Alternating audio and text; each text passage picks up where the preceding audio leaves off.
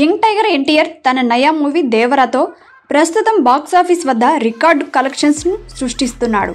September 27న విడుదలైన దేవరా ఇప్పటికే 300 కోట్ల ఫిగర్ను కూడా దాటింది.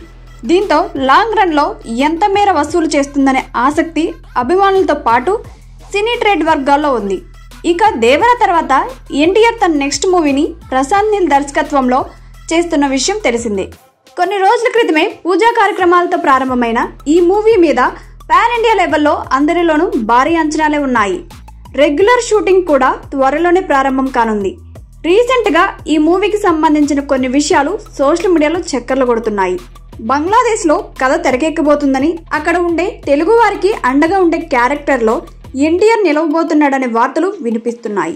అలాగే మూవీలోని ఎన్టీఆర్ పాత్ర కూడా చాలా కొత్తగా ఉండబోతుందని, అలాంటి క్యారెక్టర్ ని ఇంతవరకు ఎన్టీఆర్ పోషించలేదని అంటున్నారు. ఎన్టీఆర్ ఆర్ట్స్ మైత్రి మూవీ మేకర్స్ కలిసి సంయుక్తంగా నిర్మిస్తున్న ఈ భారీ ప్రాజెక్టుకి సంబంధించిన మిగతా నటీనటులు, టెక్నీషియన్స్ గురించి మరిన్ని వివరాలు త్వరలోనే తెలియనున్నాయి. ఎన్టీఆర్ కెరీర్ లో వస్తున్న 31వ సినిమా ఇది.